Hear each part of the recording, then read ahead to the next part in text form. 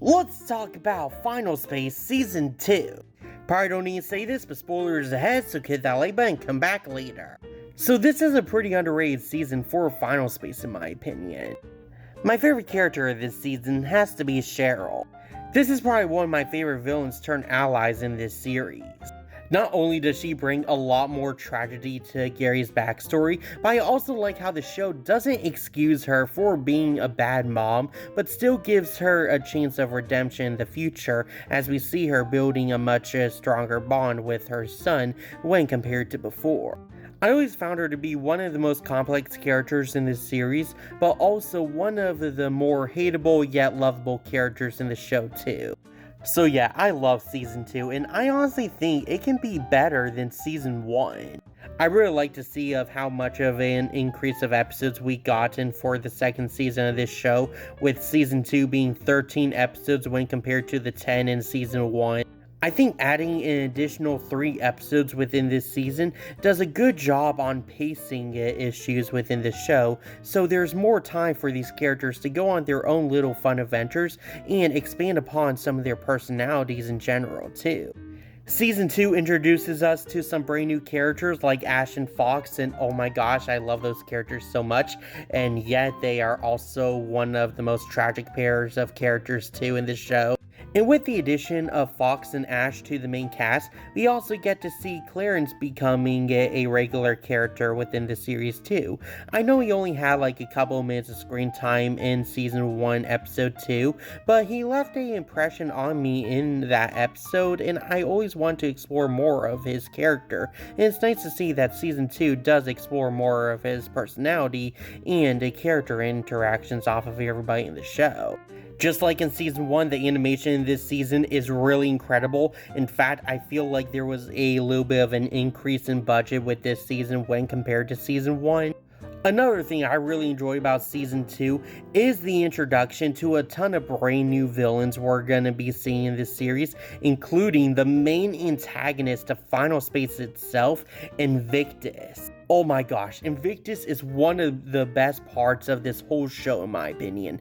They are such an amazing villain, an intimidating threat, and I always love of how much lore they bring to the table when we do finally learn of their character. Of the different lineups we've seen of the Team Squad, I think the Season 2 lineup is my personal favorite one that we've seen, especially with the addition of Nightfall. I always found the relationship between Nightfall and Gary to be really tragic, as even though she is technically Quinn, she also isn't at the same time, as she's not Gary's Quinn, the one that he knew the most, and the one that he fell in love with. And even though Gary and Quinn are meant to be with one another, they're also meant to not be with each other at the same time. I mean, that's just sad. I also had a fun time with the whole treasure hunt aspect of this season, as the Team Squad is tasked to look for these 5 different keys around the universe so they can free the Titan Bolo, and with the little scavenger hunt, it allows us to explore a lot more to this world and learn a lot more of the history of how this world was even created. I have 3 favorite moments in this season. My first favorite moment is when Kevin sacrifices his insanity chip for Fox. Even though it is a universal constant that Kevin just sucks, I will admit this is probably my favorite Kevin moment. I found it really sweet seeing Kevin looking back at his memories of Fox and Ash, seeing them as these idols that he wants to become one day, and even though we wouldn't really see Kevin become this selfless character all the time, when he is selfless, it is a treat to see. Also, with Kevin giving up that chip to save Fox, it's kind of funny to think about how that chip was basically the only thing keeping Kevin from not going insane, even though Kevin is supposed to be a insanity avoidance bot. My second favorite moment is when the Team Squad abandons Clarence. Even though I do enjoy Clarence's character, this was a very well-deserved moment for him. We've seen Clarence do some really messed up stuff in this series, and while it's mostly played for laughs, this time it was just different and really messed up in its own right. This dude was gonna scam his entire family over just cause they didn't compliment him for one freaking day on a holiday that he made up for himself.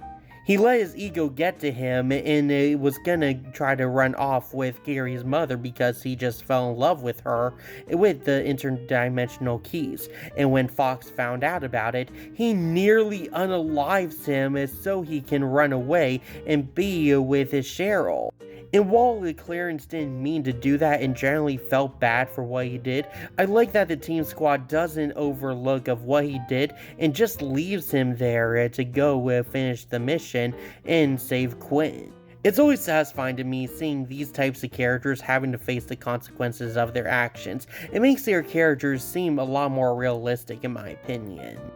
And my final favorite moment is when Nightfall has to sacrifice herself. And like that, we have just added a brand new thing to add to the long list of Gary's trauma here. There is so much to unpack with this one scene here. I love how when it's revealed that there's actually a sixth key and it's actually a sacrifice for a living member, it makes you question if everything Bolo's been telling the Team Squad is true to begin with and if he's even on their side.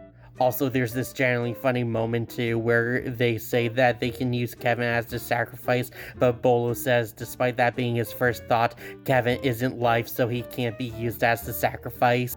But yeah, it's sad to see both Mooncake and Gary begging both Nightfall and Bolo to not go through with this and for them to try to find another way to try to break Bolo out of there.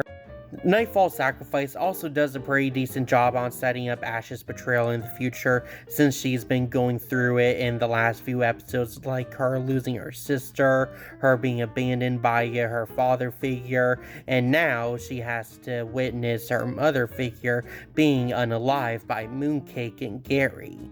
All around, this is a really tragic scene, but with the passing of Nightfall, I do love that we also get the return of Avocado since Ash freed him from Invictus. I give this season a 9.7 out of 10, giving it an A+. Anyway, that's the review.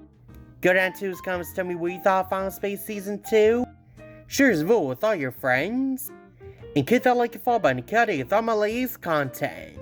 See ya!